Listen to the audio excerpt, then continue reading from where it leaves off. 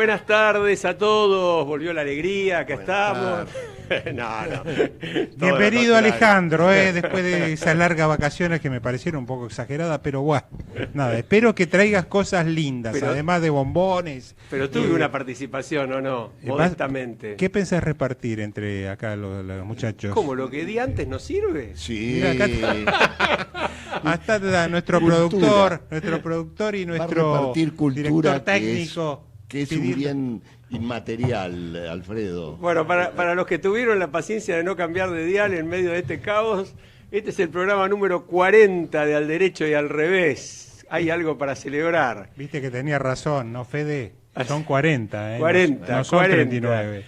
Y a pesar de... venimos resistiendo las presiones por ser serios de nuestro operador Gerardo Subirana, que se está enojando con nosotros por portarnos mal. Se paró para recibir las masas y los bombones. Sí, terrible. Yo nunca lo veí parado, por primera vez. Fede Politi, como siempre, en la producción. Acá estamos con Alfredo Popritkin, estamos con Adalberto Buceto, yo soy Alejandro Drukarov, como siempre.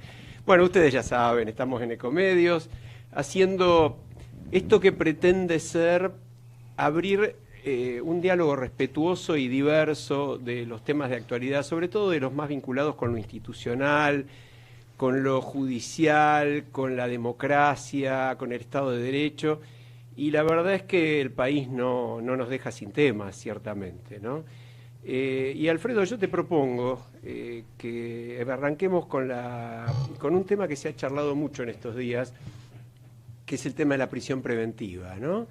Sí. La sociedad sabe bien de lo que estamos hablando, porque estamos hablando de casos como el de Vido y el de Vudú, que por supuesto no son en absoluto parecidos en cuanto a los términos de la prisión preventiva, y estamos hablando ya no solamente del fondo, sino de las formas, y estamos hablando de corrupción, ¿no? Pero yo sé que vos querías decir algo sobre esto. Mirá, cuando se tocan estos temas yo pienso un poco casi de inmediato en Brasil, ¿no?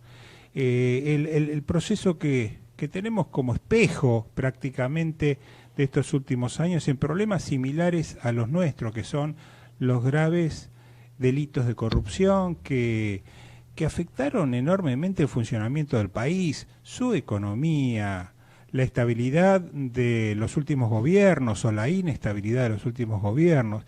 Todo esto, si le cambiamos el título y sacamos Brasil, ponemos Argentina, más o menos lo que nos estuvo y nos está pasando. Sí.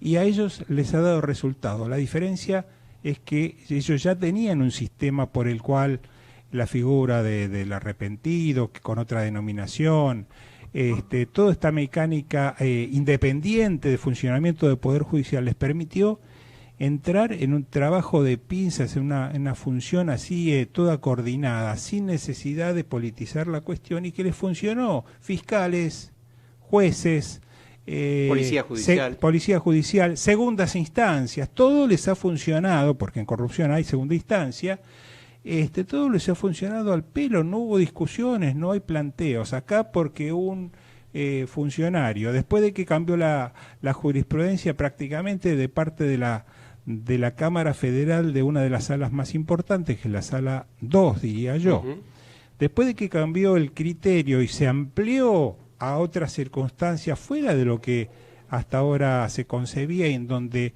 las cuestiones de peligro son razón suficiente también, de peligro en el desvanecimiento de la recuperación de todo aquello que se debe recuperar para el patrimonio nacional.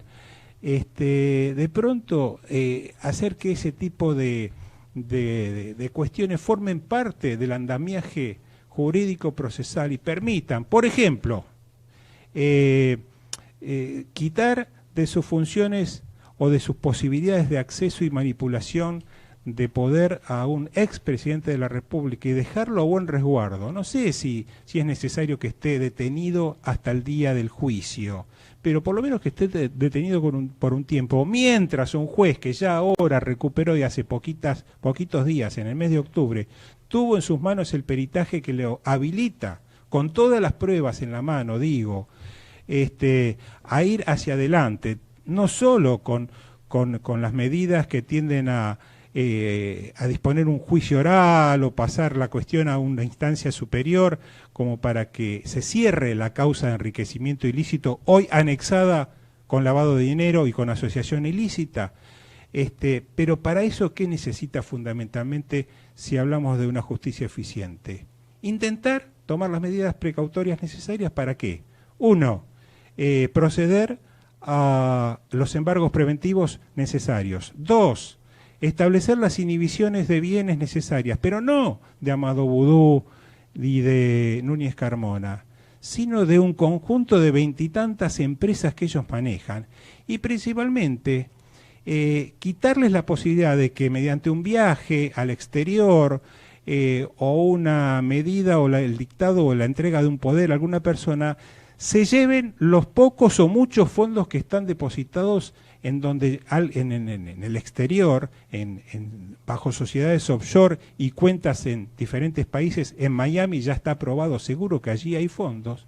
Evitar que ese dinero se lo lleven, se lo quiten, como pasó con el caso de Lázaro Báez, con los fondos en Suiza. Se han esfumado los 20 millones de dólares que estaban en su momento a disposición del juzgado, y resulta que ahora, bueno, esto se hace con una persona sacada de circulación, y esto se logra con una prisión preventiva. Así que me parece más que justificable. Este es un poco el criterio mío, no sé qué opinas vos. Sí, yo voy, y después quiero escucharlo de Alberto, ¿no? Pero yo voy un poco desde el revés, no porque no concuerde en la necesidad de que la investigación prospere y avance con eficiencia, porque creo que este es el gran problema de la justicia argentina, y es un problema que viene de muy largo. Hoy Carlos Pañi en La Nación demuele prácticamente Comodoro Pi, y simplemente marcando la verdad. Entonces, a mí me parece que hay que diferenciar dos cosas. Las causas se han manejado muy mal. En el momento en que personas como Boudou realmente podían distorsionar todo el andamiaje del juicio, como cuando era vicepresidente, cuando echó él a un procurador general de la Nación, se dio el lujo de echarlo en una conferencia de prensa, es muy factible que si hubiera habido un juez como Sergio Moro, lo hubiera metido a prisión preventiva justificadamente por la posibilidad de que estuviera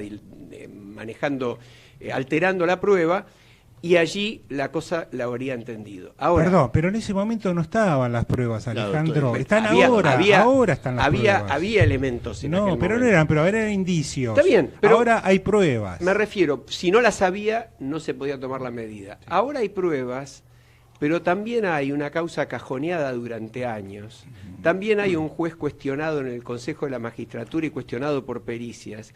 Y también hay una jurisprudencia que viene de hace 15 días de la Sala 2, muy respetable y saludable en cierto sentido, pero en un contexto donde faltan normas claras. Y yo por eso en esto voy a concordar. Vos fíjate que periodistas, como mencioné a Pañi, puedo mencionar al Conadamón, a Claudio Saboya, los dos estuvieron con nosotros, podría mencionar a María O'Donnell, puedo mencionar a Nelson Castro, gente que ha tenido una clara independencia de criterio, y muchos juristas que han planteado con seriedad, bueno, establezcamos una modificación del régimen de prisión preventiva. La audiencia debería saber, hay un proyecto ahora de reforma del Código Procesal Penal en el cual se está por introducir la prisión preventiva con una condena, es decir, una condena preso. Eso es una cosa que acá no existe, en Brasil sí. Por ahí podés poner 2 procesamientos, por ahí podés poner el riesgo concreto, voy a leer lo que dice el proyecto, el riesgo de que el dinero logrado, lo que decías vos recién, con la conducta criminal pueda ser gastado o ocultado. La prisión preventiva de los sospechosos que puedan intimidar a sus víctimas. Hay casos concretos, claro, muy controvertidos, pero por ejemplo, claro, el caso de Milagro Sala es totalmente distinto al de Boudou y es totalmente distinto al de Divido. Pero hay un argumento como la intimidación de las víctimas, que hoy no está en la ley, pero que sí debería estar. Es un argumento fuerte. Entonces, yo lo que digo es, reglas claras, iguales para todos. No nos olvidemos que estamos en un país donde el 70% de los presos no tienen condena. Pero ¿quiénes son esos presos? Son presos pobres, entre comillas. No son presos de guante blanco, no son presos de la corrupción. Esto es lo que nos sorprende, no que haya en prisión gente que no tiene condena. Eso es lo común, y digámoslo, ha sido lo común en toda la historia argentina, por lo menos reciente. Ha sido lo común en el gobierno anterior, que durante 12 años no hizo nada por eso. Y no le preocupó que esos presos pobres estuvieran presos. Pero yo creo que necesitamos credibilidad de la justicia, coherencia y Estado de Derecho, y yo quiero que las garantías las tengan todos los ciudadanos. Lo que no quiere decir que no me produzca alegría que por fin estemos avanzando en materia de corrupción. No sé, Adalberto, ¿qué opinas vos? Sí, lo miro como abogado que soy y no especialista en derecho penal. O sea, en esto soy una especie de ciudadano de la calle, pero con algún conocimiento del derecho, porque alguna vez estudié derecho penal. No seas modesto. Pero digamos una cosa, lo que les contaba hoy me produce una sensación un tanto ambigua, agridulce. Digo, en alguna medida me parece muy bien que se avance para corregir la corrupción. Esto lo está pidiendo todo el mundo. Yo les decía, la semana pasada no pude estar porque estuve en un congreso en San José de Costa Rica, un congreso de derecho comercial, pero los costarricenses nos están mirando a nosotros como de alguna manera estamos tomando el modelo brasilero y lo estamos aplicando. Ahora, ¿por qué se me esfuma un poco el dulce? Porque digo, ¿y qué estuvieron haciendo los jueces penales durante tanto tiempo? Y entonces es ahí donde me pregunto si realmente es necesaria, y me pareciera que sí es necesaria, una reforma de tipo de procesal penal para poder valorizar la prisión preventiva, para que la prisión preventiva sea hecha sobre pruebas y que esas pruebas a su vez justifiquen y fundamenten una medida tan grave como es la privación de la libertad. ¿Qué otro aspecto puede tener?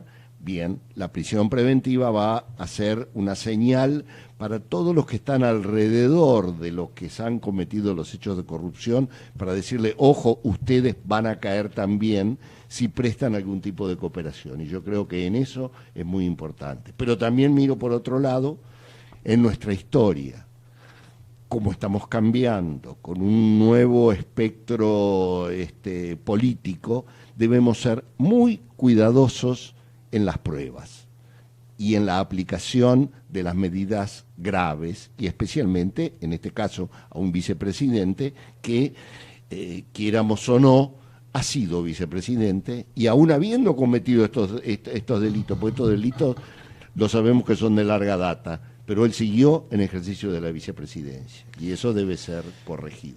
Permitime decir algo sobre las pruebas y sobre la demora, y en particular creo que en esta causa que arranca como una investigación sobre posible enriquecimiento ilícito, la prueba madre, diría yo, por autonomacia, es la pericia contable, el peritaje contable. Bueno, ya sobre esto tengo algunos datos y me gustaría comentarlos, porque parece que las pericias se hacen apretando un botón y haciéndolas. Bueno, le voy a dar algunos cuantos datos.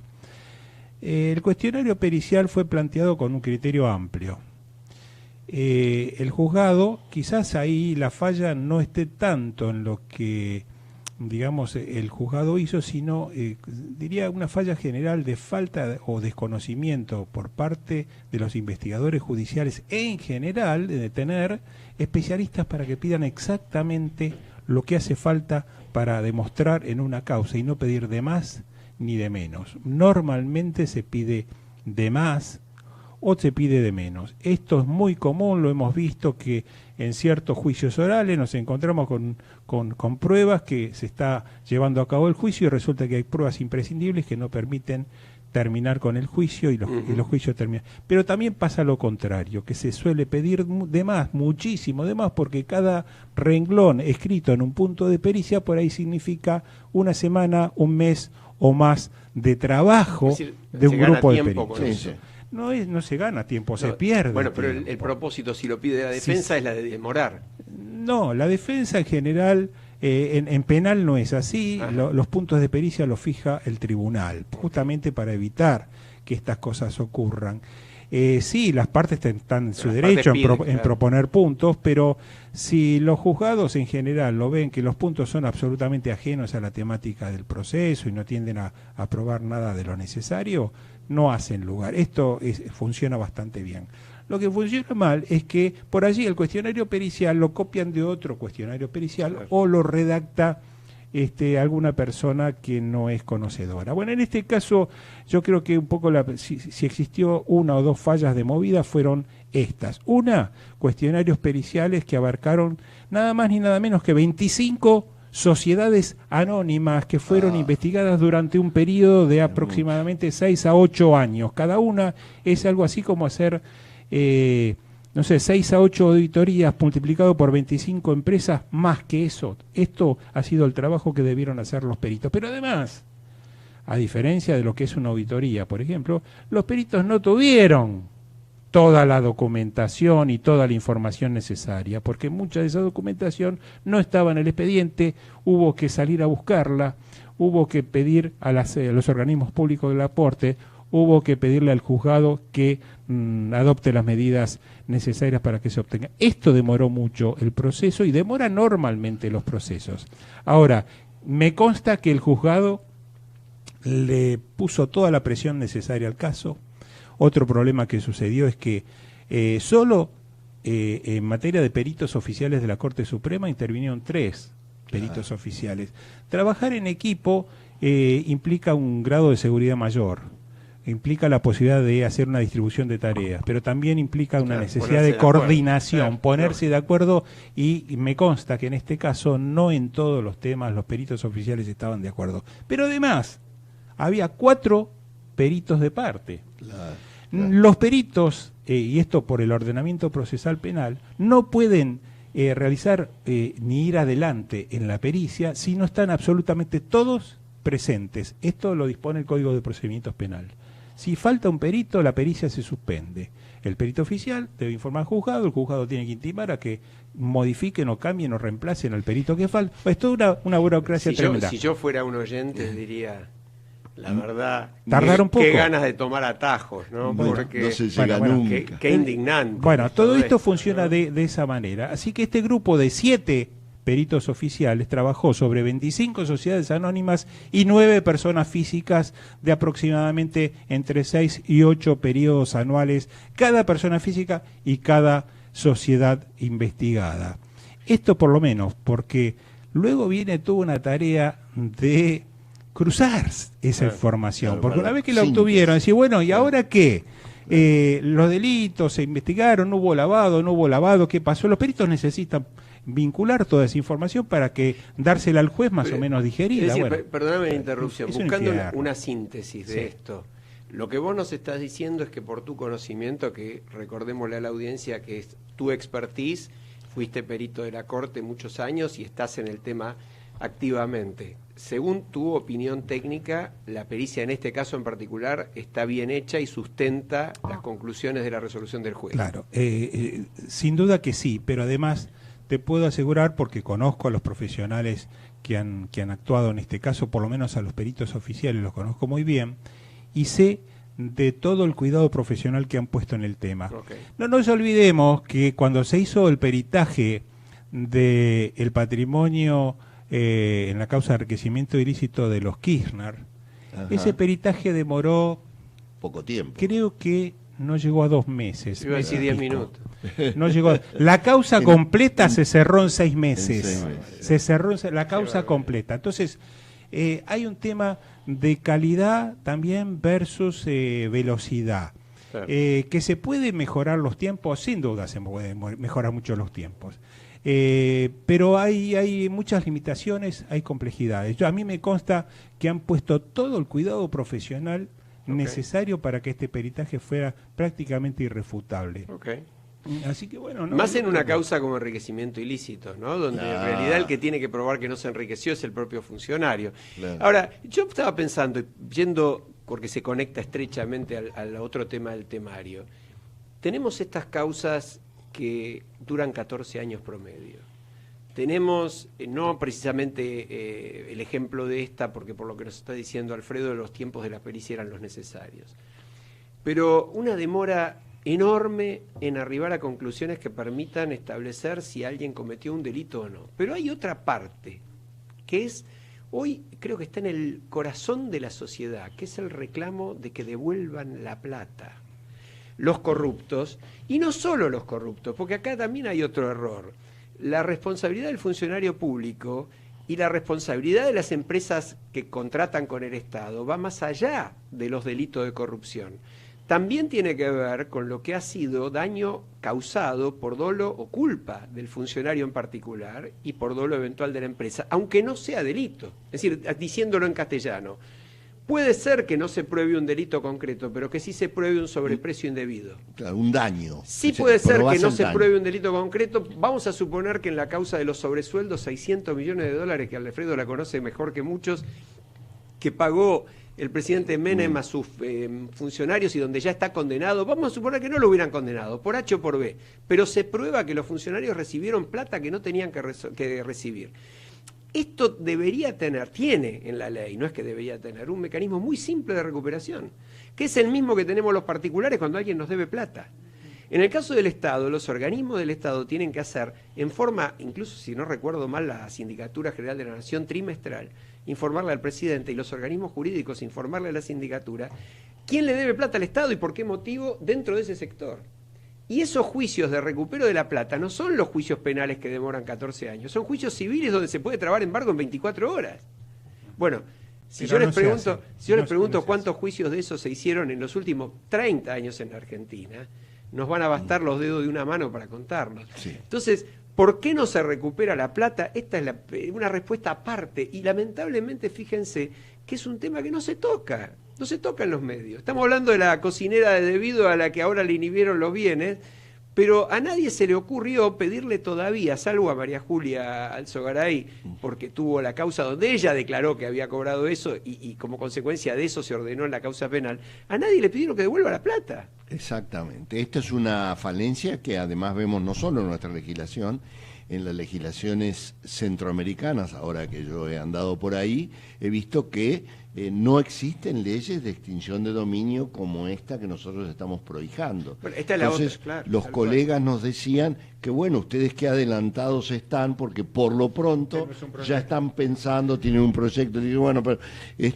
veremos qué es lo que pasa, claro. Todavía no la tenemos. No estamos tan adelantados. Ahí andamos. Es difícil, yo creo que, no sé por qué, pero cuando las cosas ocurren, nos quejamos porque ocurren.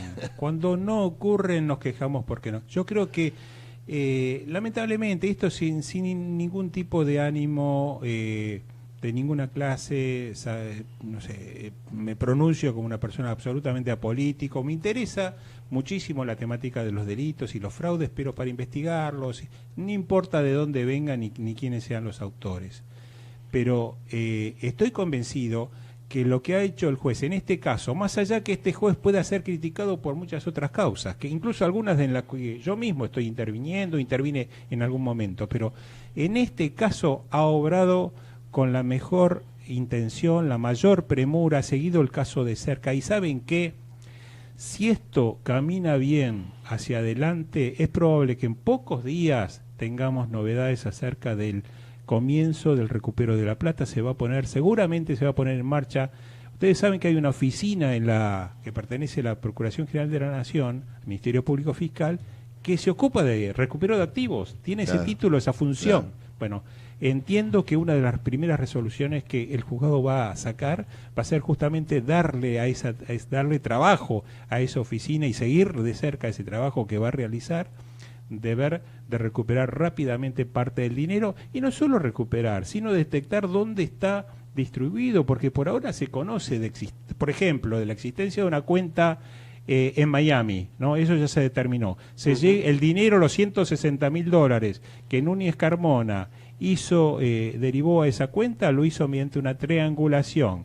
Fue desde una sociedad panameña con cuenta en Uruguay, pasó vía un corresponsal alemán, de un banco alemán, y termina siendo depositado en la cuenta a nombre justamente de Núñez Carmona en Miami. Hay $160.000. Ahora, ¿qué quiere decir eso? ¿Que solo $160.000 son los depositados? No. Detectaron un movimiento, dos movimientos, pues son dos de $80.000, ¿no es cierto? Allí por los años 2009 uno y en el 2010 otro, que suma esa cifra, y que son una excelente pista, pero necesita el hijo, y eso lo sabe y lo tiene muy claro, a buen resguardo a Núñez Carmona principalmente, pero a Vudú también, para que no neutralicen la medida que ahora él tiene que rápidamente poner en marcha, que es decir, preguntarle a esas entidades bancarias, es el HSBC, el HSBC de Miami, qué casualidad, para que le informe primero todos los movimientos, para que de alguna manera embarguen esos fondos y de inmediato proceder a repatriarlos, esos fondos, sean los 160 o los 5 millones de dólares que pueden tener, no sabemos cuánto hay allí depositado o en otros lugares. Es posible que ya no estén, ¿no? Bueno, y si lo dejamos libre, lo dejamos libre a los dos imputados, a las dos personas que hoy están durmiendo en Ezeiza, esto ahora, es mucho más probable, sería bastante infantil. Alfredo, eso, ¿no? Ojo que se pueden tomar cautelares sin necesidad de detención. También decir, yo lo que creo es que hay, pero independientemente del tema, porque yo respeto tu opinión ahí, yo creo que hay poca o casi nula orientación de los poderes del Estado a este tema del recupero de activos. La justicia penal, seamos francos, no sabe del tema, no es su materia, no se ha hecho en general, no lo conoce. Podemos decir tampoco hay demasiado interés, pero el Poder Ejecutivo, a través de sus distintas reparticiones, tendría que haberlo hecho durante todos estos años. Debe colaborar con la justicia. Yo hay una cosa no puede impulsar las acciones, Adalberto, directamente, además, a través de la Procuración del Tesoro. Sí, Alejandro, reconozcamos que hace años que viene trabajando en ese tema, claro, lo conoce muy bien. Con mucha frustración, hecho buenos trabajos, bueno, pero la insistencia hace a que tener el éxito. Yo creo que hay que seguir adelante.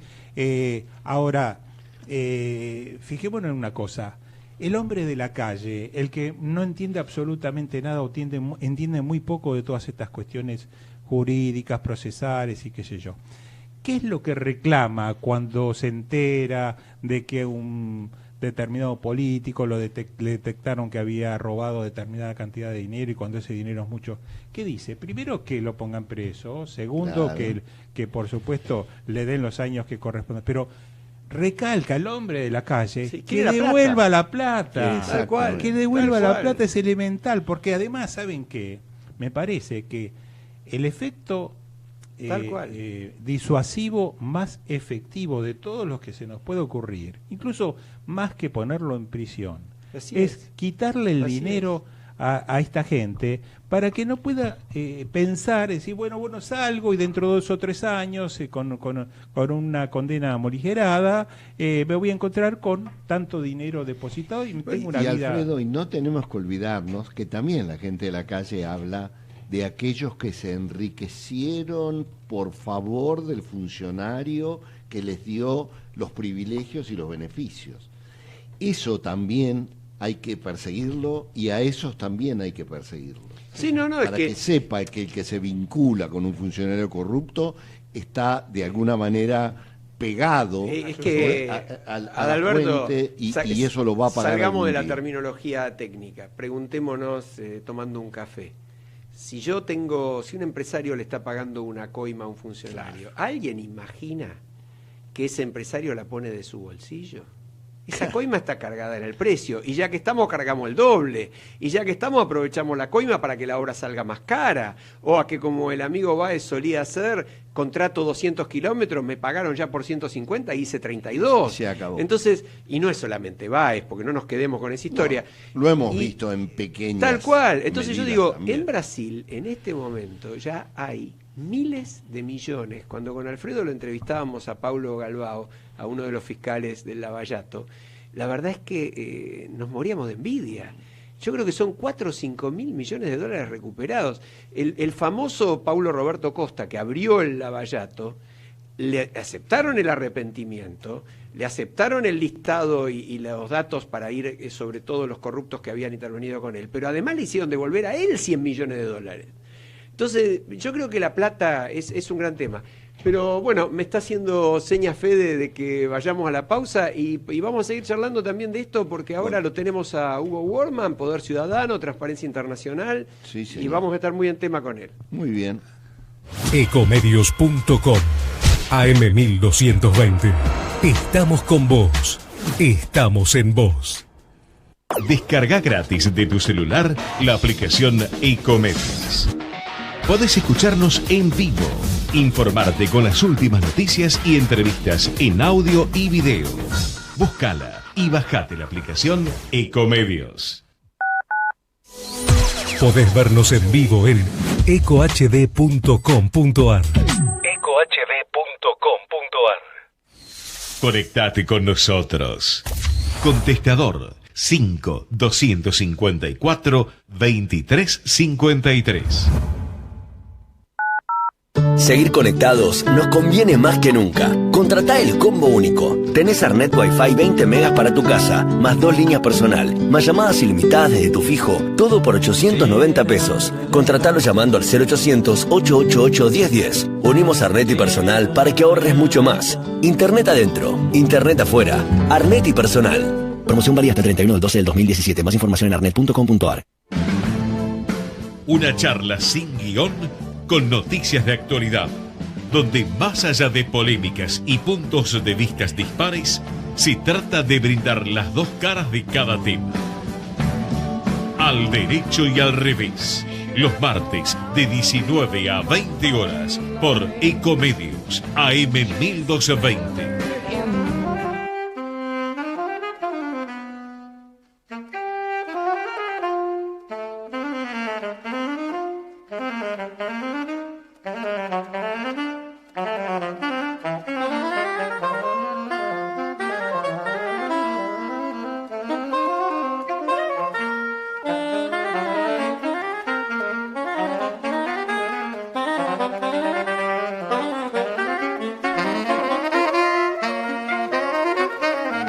Bueno, estamos de vuelta al aire y lo tenemos en línea a un distinguido colega, especialista en la materia, no necesita presentación, presidente de Poder Ciudadano, el representante de Transparencia Internacional en la Argentina, un gran abogado penalista y un amigo, Hugo Wortmann. Jofre, te saludamos, Hugo, ¿cómo te va? Hola, ¿cómo están ustedes? Gracias por la elogiosa presentación, no merecida. Absolutamente merecida. Por favor. Vos sabés que estábamos acá haciendo el derecho y al revés de temas como la prisión preventiva, pero no, tratando de no quedarnos en la forma, ¿no? Sino no en la discusión solamente de si la decisión de vudú puntual, la decisión de debido puntual, sino cómo encarar el tema de la lucha contra la corrupción de la manera más eficaz, sintonizando herramientas como el arrepentido, eventualmente la prisión preventiva, modificaciones legales. Queremos escuchar tu opinión sobre esto.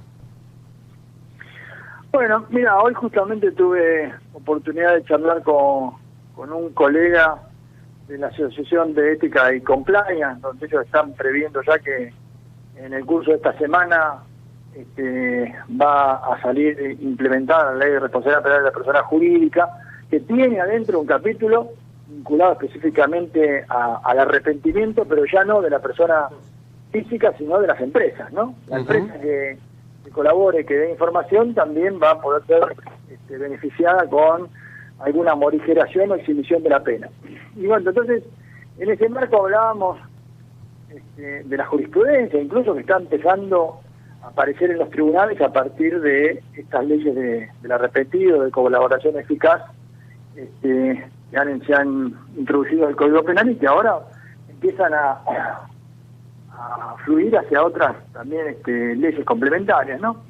Yo te diría que, como principio, lo que les decía era mi preocupación, que de alguna manera tengo que se bastardee el instituto, y que caigamos en posiciones que hemos superado ya en el Estado de Derecho, cambiando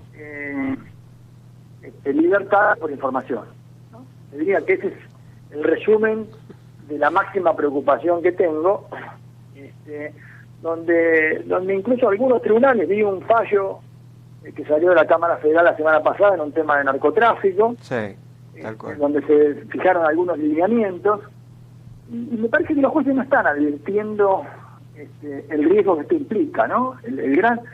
Yo te diría que el gran desafío hoy es, como vos lo planteabas, ser eficaces en la lucha contra la corrupción, pero sin resignar derechos, ¿viste? Porque si a cambio de eso vamos a tener que empezar a poner en riesgo el debido proceso, el derecho de defensa en juicio, instituto que nos costó mucho conseguir después del régimen militar, donde se interrogaba a la gente en las comisarías, donde se hacían allanamientos sin orden, ¿viste? Me parece que tenemos que ser muy cuidadosos, y te diría que estoy más dispuesto a que Vudú esté libre antes que mal detenido. No, yo en eso yo te entiendo y comparto. Ahora, me pregunto, pensando también en un modelo de eficacia, porque lo que sucede, y lo hemos charlado con vos, y lo hemos charlado aquí en la mesa y con amigos, juristas y que saben mucho del tema, también hay un régimen procesal y una posibilidad que está dada por el dinero que tienen los personajes que delinquen con guante blanco, no solamente los corruptos, sino en general los de delitos de guante blanco, de demorar, obstruir, evitar que la plata se recupere. Y entonces yo veo el ejemplo brasilero y veo los resultados y veo los miles de millones recuperados y los cientos de personas que han sido correctamente juzgadas, me parece a mí, por lo que conozco. Y digo, no tenemos también, no digo que resignar garantías de ninguna manera, pero que mejorar las normas para que eso se pueda hacer. No, en ese proceso estamos. Me parece que para eso, por de pronto, hay que aplicar bien las normas que tenemos. Y con vos integramos algunas comisiones donde la verdad que se dan discusiones muy enriquecedoras, y yo la sensación que tengo es que hoy los operadores judiciales ni siquiera saben utilizar las herramientas con las que contamos. Entonces, me parece que justamente hay mucho trabajo acá de docencia, en el sentido de estas normas vinieron para quedarse, ¿ya? Definitivamente en nuestra legislación. Y lo que tenemos que hacer es un poco de gradualismo, en el sentido de, hoy la que tenemos no es la mejor norma posible, porque, por ejemplo, el incentivo que genera para quien brinda información es simplemente lo que nosotros llamamos un techo de riesgo. No te garantiza la libertad, ni la exhibición de prisión, ni la no imposición de un castigo, sino simplemente te garantiza una pena en la escala de la tentativa. Es decir, para decírselo al oyente más fácil, claro. Lo que hoy alguien se arrepiente, da la información adecuada para establecer responsabilidades mayores que las de él, aporta las pruebas, etcétera, y todo lo que puede conseguir es que en lugar de aplicársele la pena del delito, se le aplique la de la tentativa, que es un poco más baja, pero no tiene ninguna chance, aún devolviendo lo que se llevó, etcétera, no tiene ninguna chance de quedar en libertad o de tener prisión domiciliaria. No, a ver, me parece que yo lo dije el otro día en esa reunión que tuvimos, en el sentido de que hay una alternativa de que la persona que firme el acuerdo, el arrepentido, logre demostrarle al fiscal que la base de la imputación no es correcta, que él no tuvo la participación que el fiscal le asigna y que termina suelto. Es decir, es un camino también, claro, que puede conducir a la absolución. Bueno, pero eso no lo va a motivar a un debido o a un BAE, ¿no? No, bueno, pero ahí me vas a la casuística. Yo digo, la norma en general es una norma que debe ser bien interpretada y bien aplicada. Después vamos caso por caso a ver cómo es cada situación en particular. Yo te digo, los cabecillas de una organización no pueden de ninguna manera acogerse al régimen, porque justamente el régimen está pensado para que hablen los de abajo. Claro. Involucrando a los de arriba. No suba. Y ahí lo que justamente tiene que abrirse como posibilidad es que los de abajo sepan que ellos van a salvarse de verse involucrados, incluso van a poder ser absueltos si ellos logran demostrar con prueba, con evidencia, con confiabilidad, que la trama criminal se organizó de otra manera y que las pruebas indican que los autores fueron otros. Entonces, en este sentido, el acuerdo de cooperación, nosotros decimos que se crea ahora la figura de la tesis del cooperador, que es una tesis distinta a la del fiscal y que es una posición distinta, una antítesis de la defensa. O sea, es una tercera posición. Y que tenemos que desarrollarla jurisprudencialmente. Me parece que los tribunales, tengo miedo que los tribunales empiecen a tomar esta línea, como el fallo ese reciente de la Cámara Federal, de cambiar información por libertades. Me parece que eso va a terminar desnaturalizando el instituto. No es la idea. No es la idea de que... Vos me hablás de eficacia, miremos lo que está pasando en Brasil. Bueno, sí, la verdad es que el recupero de dinero puede provenir de la información que brinda el imputado. Pero me parece que todo lo que tiene que estar vinculado a su libertad tiene que pasar por otro lado, tiene que ver con los riesgos procesales, tiene que ver con el arraigo, tiene que ver con la posibilidad de obstruirla, pero no con la figura del arrepentido. Me parece que si empezamos a mezclar, si vos te arrepentís, yo te voy a dar la libertad, me parece que vamos a desnaturalizar el instituto y le vamos a caer en figuras que me parece que ponen en riesgo, sí, garantías constitucionales. Así que yo, en ese sentido, soy un contra de esa posición. Yo prefiero que la persona venga libre o detenida, pero con asesoramiento legal, voluntariamente a pararse delante de un fiscal y decir: yo quiero cooperar, esta información es la que tengo para dar, la autoridad judicial evalúe, y que por separado y sin ninguna vinculación con su rol de cooperador, se analice su situación de si debe enfrentar el proceso libre o detenido. ¿Te puedo Esa hacer es mi posición, y voy a tratar de que toda la legislación y las interpretaciones y la aplicación del instituto corra por ese camino, porque si no me parece que vamos a terminar dándole argumentos a los que están en contra del instituto. Soy Alfredo Popritkin, ¿cómo estás, Hugo?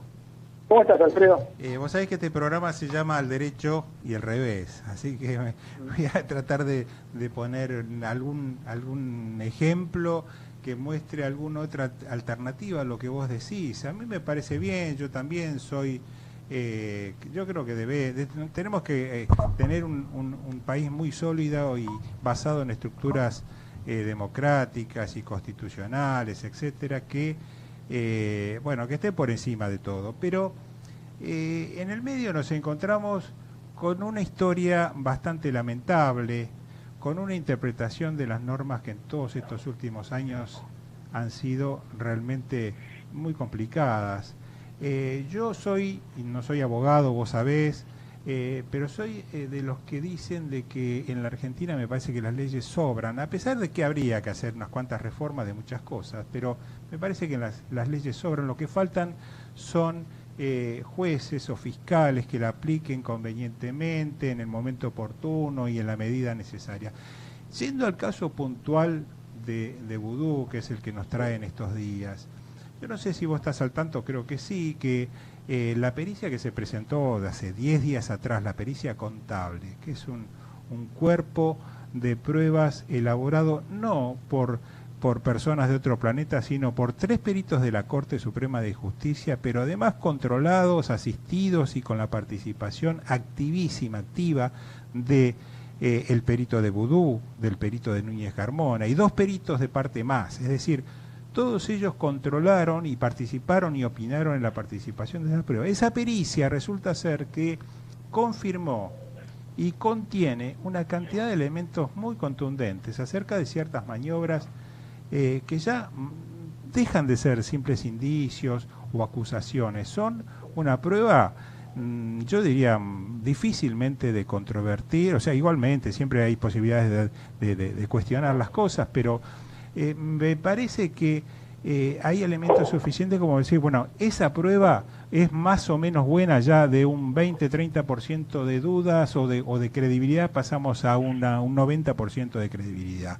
En cuanto a eso, una parte. Ahora, dentro de ese peritaje se ha probado muchas cosas, pero entre ellas que mientras Vudú era funcionario público, por millones de pesos, las empresas que le pertenecen a él, a su socio, le han facturado sin contraprestación millones de pesos en publicidad, en materia de publicidad, a la jefatura de gabinete, a Telam, en millones de pesos que de alguna manera, bueno, ese dinero ha ingresado a su patrimonio y vaya a saber dónde está en este momento. También se ha probado que existe una cuenta en el exterior a nombre de Núñez Carmona, que para alimentarla de dinero que ya se ha detectado que allí están depositados, han hecho todo un proceso de triangulación bastante complejo, que es una operatoria normal cuando alguien está lavando dinero, para que esos fondos, esos recursos, de alguna manera lleguen de una manera difícil de rastrear en el futuro, pero acá se ha encontrado la punta y se conoce y se han detectado.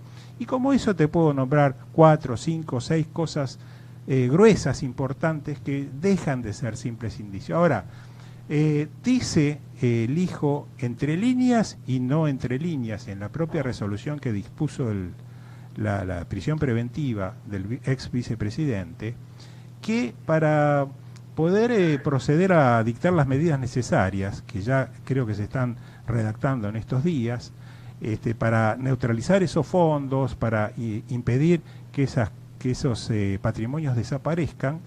Es necesario de alguna manera sacar de circulación, tener a buen resguardo a las personas que han permanentemente ocultado, han hecho hasta cosas como las que vos recién mencionabas, han quitado un procurador, han quitado un juez y han quitado un fiscal de sus cargos porque, bueno, primero ellos, claro, fue en otra situación de poder, pero de cualquier forma sus vínculos aún continúan. Ahora, frente a este panorama, ¿también te parece injusto e improcedente que, aunque sea por un tiempo mientras se implementan todas estas medidas, se encuentren fuera de circulación, por ejemplo, una prisión preventiva? Mira, Alfredo, a mí me parece que, así como dije en el tema del arrepentido, la ponderación de prueba y la responsabilidad de los imputados tiene su instancia de valoración y ponderación en el juicio pleno, que es el juicio oral y público. Entonces, esta prueba que vos señalás con toda su fortaleza y todas sus debilidades, va a ser analizada y controvertida en un juicio oral y público, donde habrá un fiscal que lo sostendrá, estos peritos irán a declarar, y los jueces harán su convicción respecto de todas estas maniobras realizadas por los imputados. Y en paralelo con eso, lo que hay que discutir es si el imputado o los imputados deben enfrentar los juicios en libertad o en prisión. Y para eso, la verdad es que antes había una regla que tenía que ver con la posibilidad de analizar la pena en expectativa, cuál era el juicio hipotético que hacía el juez respecto de si estas personas iban a ser condenadas y si la condena iba a ser de cumplimiento efectivo o no. Es decir, tratar de tenerlo cumpliendo pena anticipada para que cuando se los condenara ya tuvieran de alguna manera garantizado que si había que cumplir más pena, estas personas estaban detenidas. Y se le agregó más recientemente, en los últimos años, la idea esta de los riesgos procesales. Esto que vos decías, las personas que puedan obstaculizar de alguna manera las investigaciones. Yo leí los dos casos, el caso precedente, que es el de Debido, y el caso de Vudú. Y así como te digo, el caso de Debido me parece que está muy bien fundamentada. Claro, son situaciones muy distintas. Se habla de la destrucción de documentos en Río Turbio, se habla de la posición que Debido tenía como presidente de la Comisión de Energía en la Cámara de Diputados, que tenía facultades de supervisión sobre la empresa Río Turbio.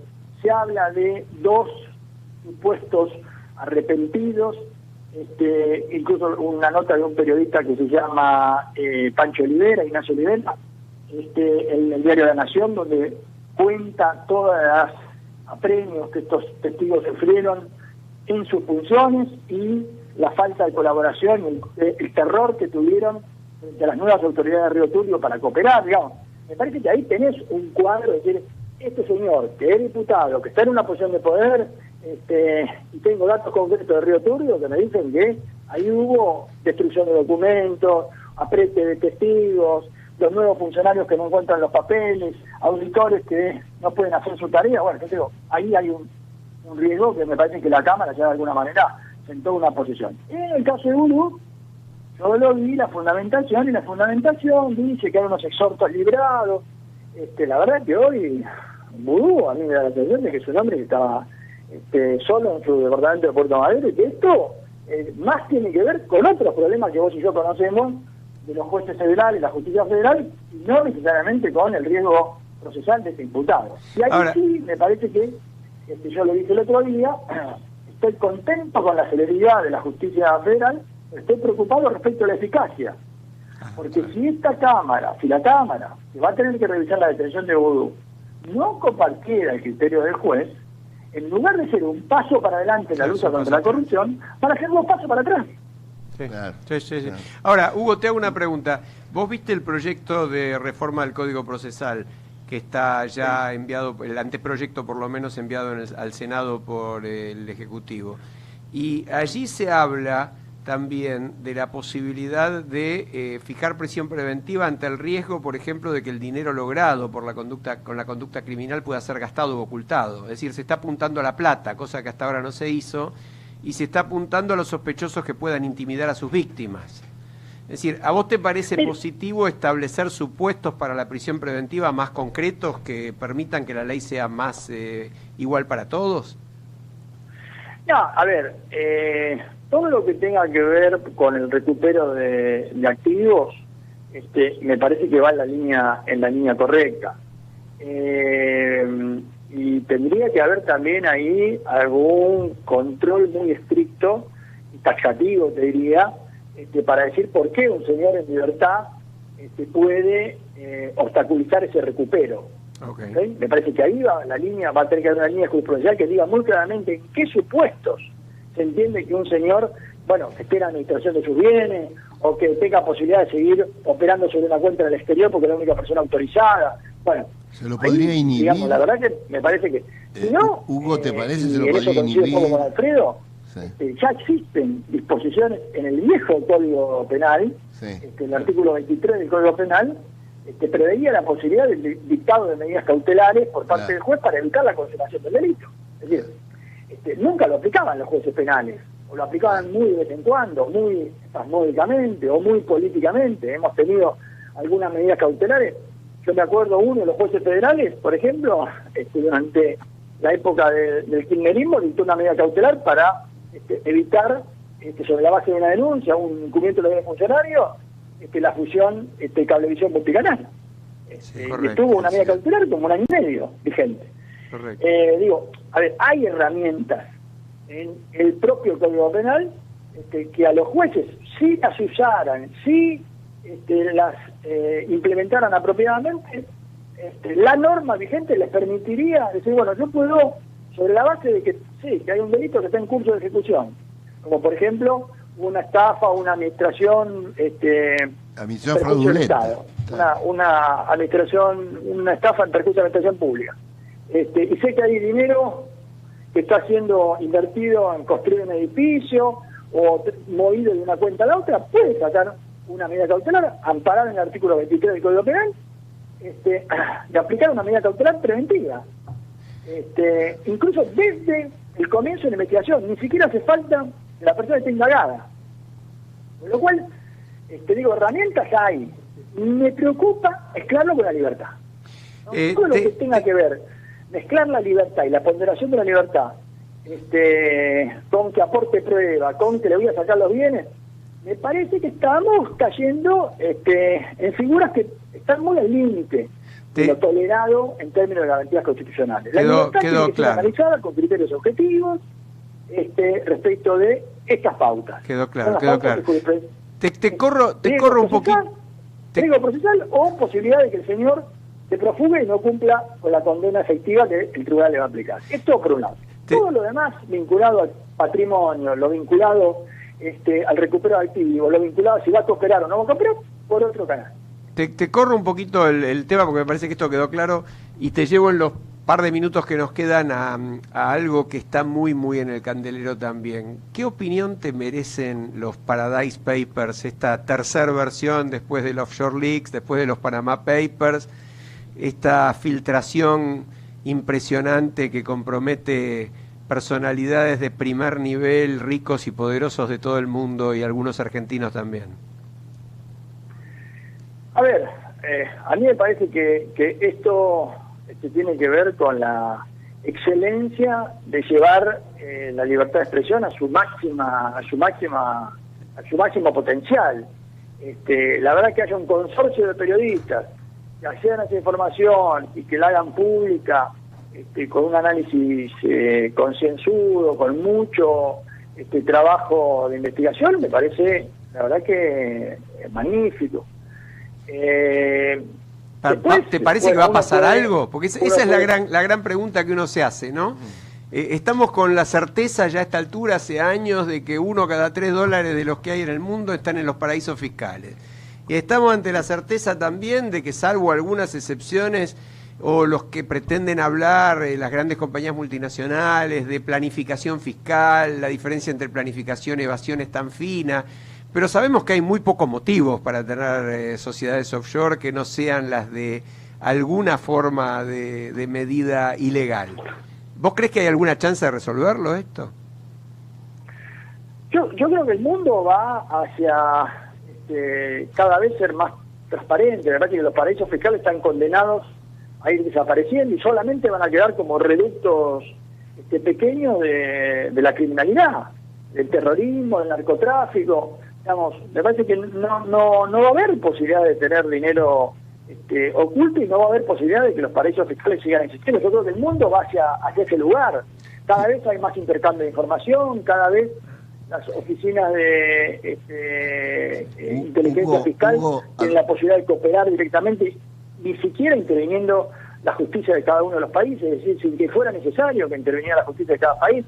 Adalberto, me parece que el mundo va hacia ese lugar y me parece que entroncado con eso va que la lucha contra la corrupción dejó de ser una cuestión estrictamente de local, discusiones morales o valores morales, sino que es una discusión de conveniencia económica. Los países que sean transparentes, que no tengan ningún régimen de incentivo fiscal o de evasión, van a ser países que van a traer inversiones y van a ser creíbles, van a ser confiables. Entonces termino en la idea de que la lucha contra la corrupción termina siendo un buen negocio para los países. Es una buena conclusión. Yo te quería aportar algo, Adalberto. Te decía que la tecnología nos va a llevar a eso. La misma tecnología que hoy permite la desaparición del dinero y de los bolsos nos está ayudando, ¿no es así? Hugo, te tenemos que agradecer otra vez, mandarte un abrazo, nos echan del aire como nos suele pasar siempre a último momento, así que fue muy enriquecedor, te agradecemos mucho. Nos vemos en la próxima. Amigos de la mesa. Chau, chau. Un abrazo. Gracias. Adiós. Y les vamos a ir dejando el paso esta vez en punto a los amigos de Vélez Radio, Carlos Martino, Diego Guitián, Tomás Amerio, y nos vamos despidiendo hasta la semana que viene.